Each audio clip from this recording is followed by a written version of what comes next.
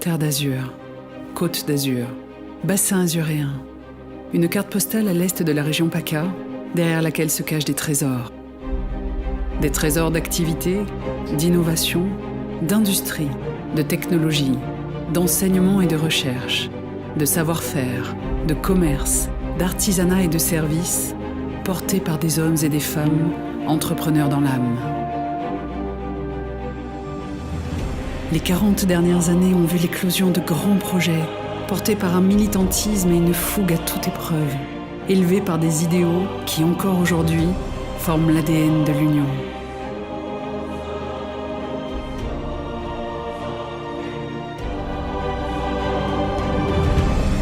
Une histoire riche de croissance et de conviction. Une histoire de la société civile des entrepreneurs dans les Alpes-Maritimes. Union patronale interprofessionnelle comme l'espoir d'un monde où l'entreprise tient une place à part entière. Union patronale comme l'envie de provoquer le changement.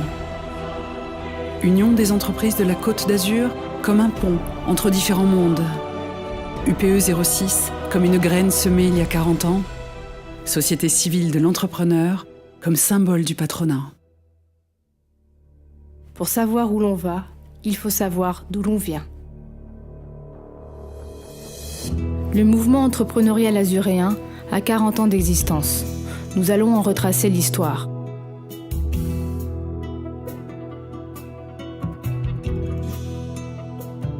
Fondé le 5 mars 1973, l'UPIAM est le fruit d'un groupement d'hommes dont la conscience syndicale n'avait d'égal que l'ambition.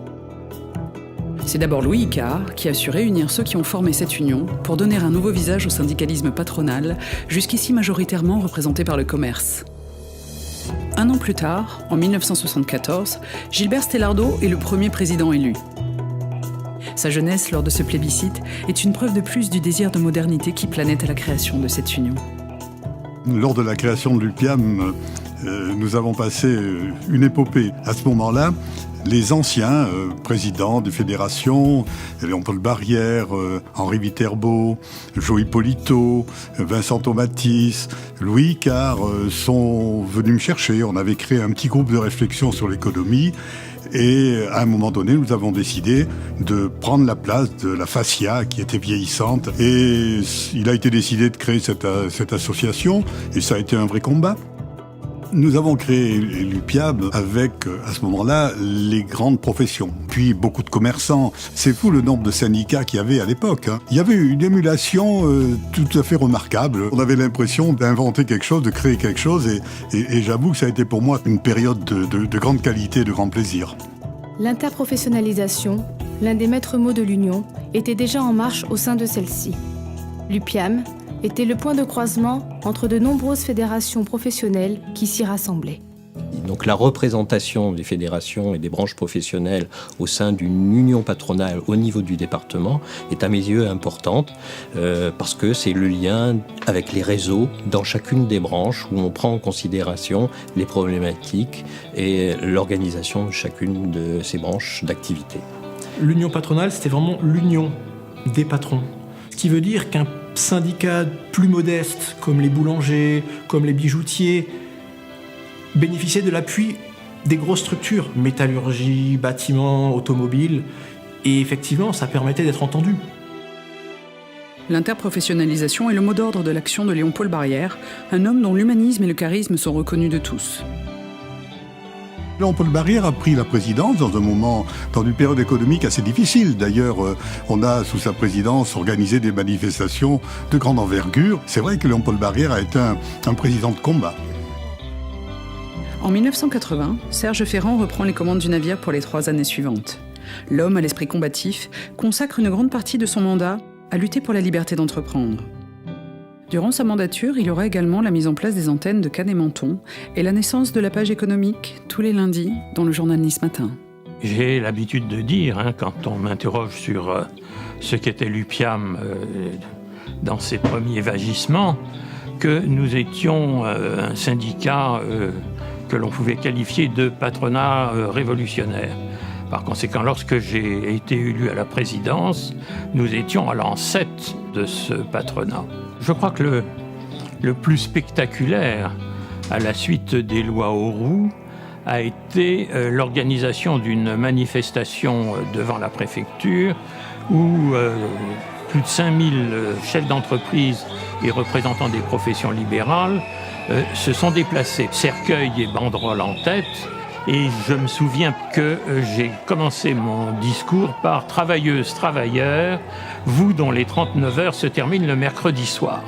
Il y a un point dont je me souviens, c'est une fâcherie extraordinaire avec le maire de Nice, Jacques Médecin, et avec Joseph Hippolito.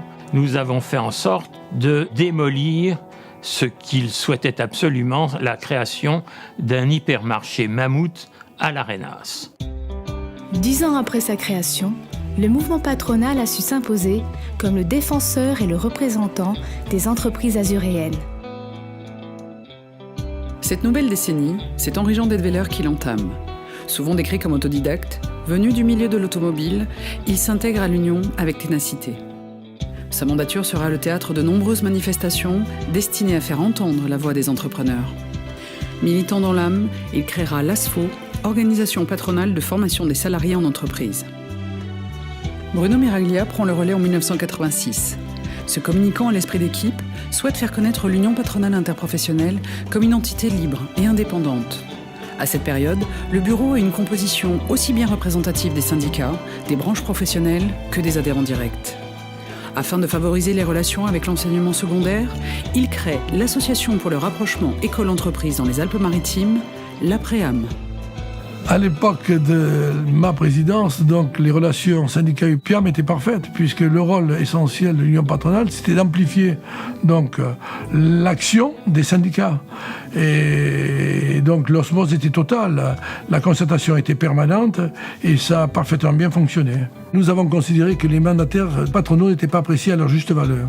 Et à travers une manifestation organisée par l'Union patronale, on a souhaité donc une fois par an que les mandataires patronaux soient appréciés comme ils devaient l'être. Le fait d'avoir cette unité patronale, c'était la force des idées. On pouvait par cette unité exister dans tous les mandats patronaux, conseillers prud'hommes, TAS, caisses diverses, sécurité sociale et autres, Pôle emploi, dans toutes ces commissions paritaires, on avait le pouvoir de nos idées parce qu'on représentait l'unité patronale. Jacques Andréolis assure la relève en 1989.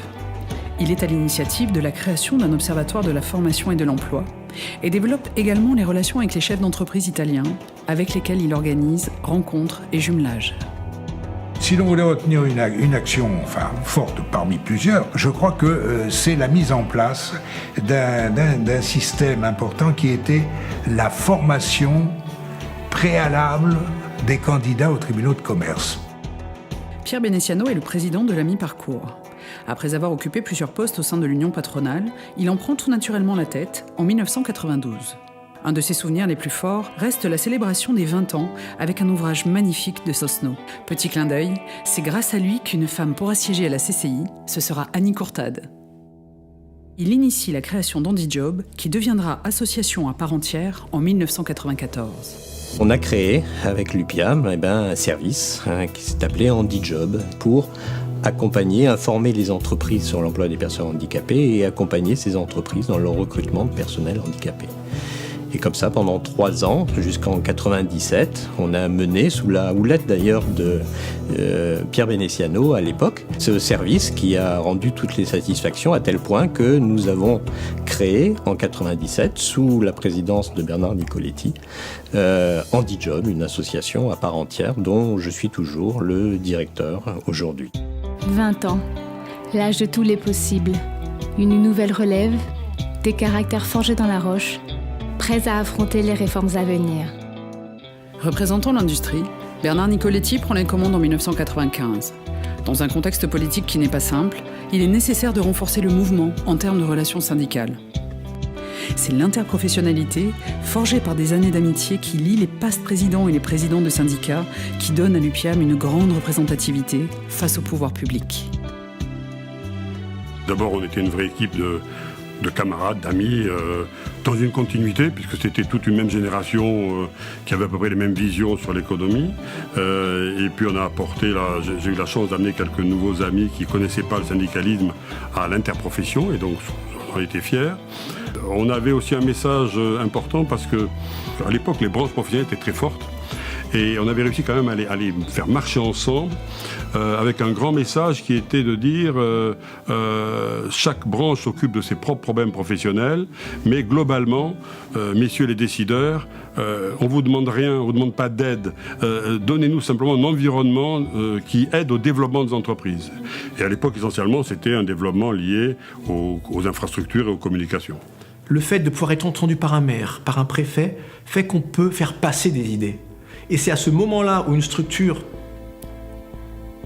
aussi modeste que soit l'union patronale, parce qu'à côté de la chambre de commerce, c'est pas le même poids, arrive à faire passer ces idées-là. Parce qu'à ce moment-là, on va donner la bonne impulsion au bon moment pour que le projet aille dans la bonne direction. Jean-Paul Ortelli, relevant de la section commerce, est nommé président de l'UPIAM en 1998, dans une période de rupture, notamment avec les partenaires sociaux. L'UPIAM devient l'UDK, l'Union des entreprises de la Côte d'Azur, et doit gérer restructuration et organisation de la collaboration entre le MEDEF et la CGPME au sein d'une même structure. Il y a eu beaucoup de temps fort dans ma mandature, parce qu'il y a eu un débat intense, y compris à l'intérieur de nos troupes, sur les 35 heures. Faut-il négocier, faut-il discuter, faut-il trouver des aménagements ? Ou au contraire, est-ce que c'est vraiment une mesure qui va casser les entreprises ? Il fallait essayer de trouver des aménagements, des accommodements. Et donc on avait le patronat de l'accommodement avec le gouvernement et on avait le patronat un peu de combat qui s'est retrouvé à Paris à un grand meeting où on était, je crois, une trentaine de milliers. Alors moi j'ai essayé de porter une idée qui nous paraissait assez évidente, c'était de donner plus de pouvoir, plus de poids aux adhérents directs. Et je pense qu'on a réussi, en modifiant les statuts et en leur donnant plus de place, à faire en sorte que cette branche de l'union patronale s'est beaucoup développée et qu'elle continue à se développer à l'intérieur donc de notre organisation. C'est quelque chose de fondamental. Gérard-Louis Bozio est élu président en 2001. Nouveau nom pour nouveau millénaire, l'UDK devient l'Union pour l'entreprise du 06, faisant écho aux autres UP de France. Il crée le concept du Salon des entrepreneuriales qui perdure encore aujourd'hui. Il a également développé les relations de proximité avec la Chambre de commerce italienne et avec les lycées professionnels. Attaché aux valeurs de l'éducation, il développera les relations école-entreprise. En ce début de siècle, 3 nouveaux présidents, animés par autant d'envie que leurs prédécesseurs, ont su faire vivre leurs idéaux de combativité et de solidarité. Christian Tordeau est élu 11e président en 2004. L'un des enjeux majeurs est maintenant d'assurer l'image de l'UPE 06 avec celle du MEDEF et de la CGPME. Il est convaincu que le développement et la croissance passent par l'amélioration des relations entre le monde de l'éducation et le monde de l'entreprise. Dans les temps forts de cette mandature, on pourrait y mettre beaucoup de choses. Bien entendu, c'est 3 années intenses. La première, c'est la formalisation, j'allais dire l'officialisation des entrepreneuriales. C'est une idée de mon prédécesseur, Gérard-Louis Bozio. Et sur la base de ce succès, donc, nous avons voulu le formaliser, comme je l'ai dit, l'officialiser. Et c'est maintenant devenu un événement incontournable sur le département des Alpes-Maritimes. Deuxième temps fort, c'est un élément important que j'avais souhaité impulser dans le cadre de ma mandature, c'est l'amélioration des relations entre le monde de l'éducation dans son sens large et le monde de l'entreprise, à travers 2 types d'actions. La première, c'est améliorer les relations avec l'université de Nice-Sophia Antipolis. Donc nous avions constitué une commission université UPE afin de mieux se connaître, mieux échanger et j'étais totalement convaincu que c'était la bonne démarche. Les relations entre, de façon générale, le monde universitaire et le monde de l'entreprise, je dirais que comme dans de très nombreux cas, l'important c'est le dialogue. Le dialogue qui permet de mieux se connaître et au final de mieux s'apprécier. Laurent Lachkar, en prenant la présidence en 2007, a l'ambition de replacer l'entreprise au cœur de l'économie et de faire valoir de manière prioritaire les intérêts de toutes les entreprises du département. Il faut garder à l'esprit, aujourd'hui plus que jamais, que la richesse de notre territoire se fera par son économie et ses entreprises. Un autre travail important est de faire entendre l'entreprise auprès des futurs élus. J'ai initié cette idée qui était le pacte économique. Alors nous avons travaillé sur la formation aussi bien de nos futurs salariés et entrepreneurs au travers de la semaine école formation et pour nous aussi entrepreneurs dans différents domaines. Il est apparu clairement un besoin croissant de formation tout au long de la vie, puisqu'on sait qu'aujourd'hui on peut être amené à exercer plusieurs métiers durant sa vie et que les métiers évoluent très vite et que cette formation est une réelle nécessité. Si j'avais plusieurs conseils à donner à de jeunes entrepreneurs, c'est de venir à l'UP pour se regrouper. Ils seraient fédérés et ça leur permettrait de sortir de l'isolement. Vous verrez, on a tous les mêmes ambitions et ensemble on est plus forts. Depuis 2010, Yvon Grosso est à la tête du Parti de l'entreprise où il multiplie initiatives et actions en faveur du développement économique du territoire. Aujourd'hui, au sein de l'UPE 06, travaillent 9 commissions. Les travaux de ces commissions permettent de transformer les idées en actions concrètes, comme Performance Globale 06, BA 06 Events, le Fonds entrepreneurial FCPR, l'Institut de formation des mandataires. Pour répondre aux besoins spécifiques qui peuvent être exprimés soit par la société civile, soit par le monde économique, l'université est aussi en capacité de créer des offres de formation. Depuis quelques années, l'insertion professionnelle est devenue l'une des missions officielles des universités. J'ai pour cela sollicité les 2 présidents de la CCI et de l'UPE afin qu'ils fassent partie du conseil d'administration de l'université parce que ça me paraissait extrêmement important d'entendre aussi la voix portée par les entreprises. Le développement de notre territoire passera par une très grande coordination et un travail en commun de tous les acteurs du territoire, et tant entendu que sur un territoire comme le nôtre qui se veut très innovant, très dynamique, très précurseur, le rôle de l'université est fondamental. Il est absolument nécessaire de combattre les idées reçues et de bâtir un pont solide entre le monde académique et le monde économique pour une finalité commune. Avec la fondation UNIS et les membres fondateurs, nous avons décidé de soutenir les étudiants qui souhaitent créer leur entreprise. Je suis ingénieur docteur en sciences des matériaux. Je suis docteur de l'université Nice-Sophia Antipolis depuis décembre 2011. J'ai validé industriellement la qualité de nos pigments, donc dans les peintures. J'ai décidé de créer une entreprise. Pour moi, l'université et la recherche industrielle sont complémentaires. Donc aujourd'hui, je suis en train de marcher sur ce pont entre le monde académique et le monde industriel.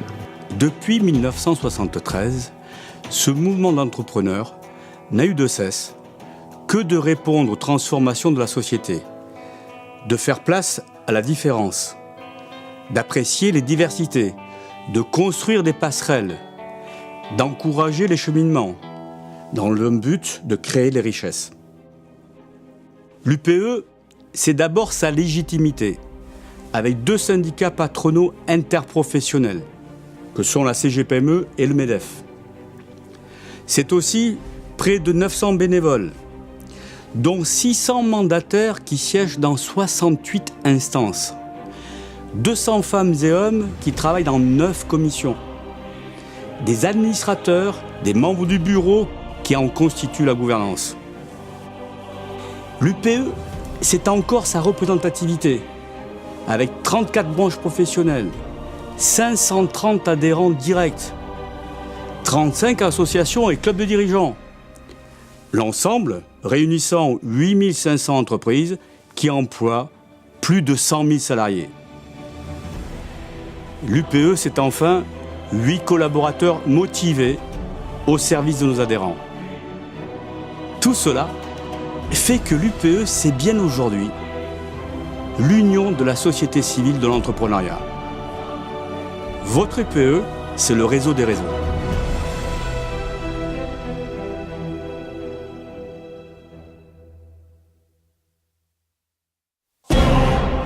Et demain ? Quel choix pour l'entreprise ? Une seule certitude. Ces choix, il faudra les faire ensemble.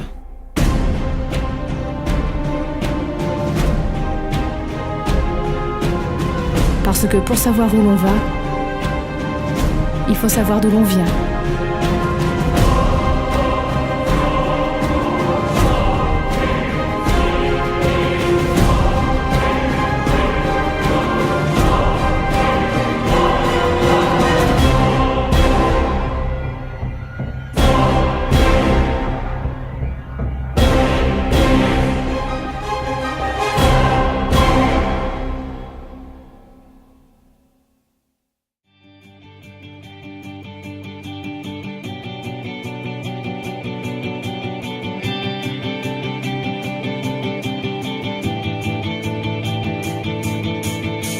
Renaud Eghetti, président de la CGPME 06.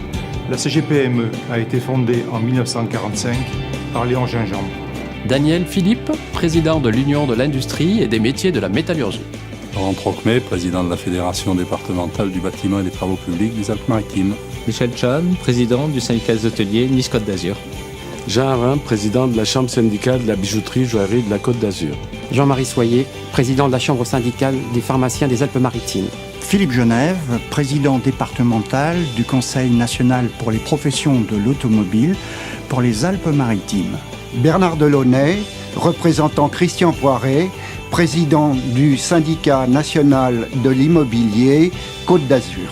Patrick Mortuliengo, président de la FNTR des Alpes-Maritimes. Jean-Henri Wattebled, représentant M. Éric Lévy, président de la Chambre syndicale des négociants en combustible carburant chauffage du 06 Monaco.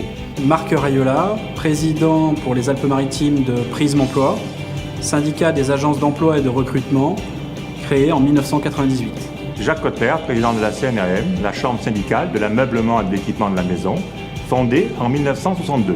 Jean-Marie Gallo, président de l'UCC, Union des conseils en communication, créée en 1987. Hubert Boivin, président de l'Union patronale des cafetiers-restaurateurs, UMI Côte d'Azur 06, fondée en 1904. Claude Battel, président de la Fédération des boulangers-pâtissiers des Alpes-Maritimes, syndicat créé en 1904. Pierre Schorter, secrétaire général de la Fédération des syndicats d'agents généraux d'assurance AGA, fondée en 1896. Jean-Jacques Liprandi, représentant Michel Puy, président de la Fédération des promoteurs immobiliers, fondée en 1970. Gérard Ferrali, syndicat des experts comptables de France, fondé en 1974. Noël Di Giovanni, président de l'UMI Côte d'Azur et président de l'Union patronale des restaurateurs limonadiers du bassin canois, créé en 1932. Thierry Voisin, vice-président du Nice Union Maritime, créé en 2006, président du Comité européen pour le yachting professionnel, créé en 1993. Philippe Massé, président de Prodarom, syndicat national des produits aromatiques, créé en 1898. Claudine Rebuffel, présidente de l'IFEC Côte d'Azur, syndicat de la profession comptable, fondé en 1945. Éric Lély, président du syndicat des négociants en combustible, créé en 1944.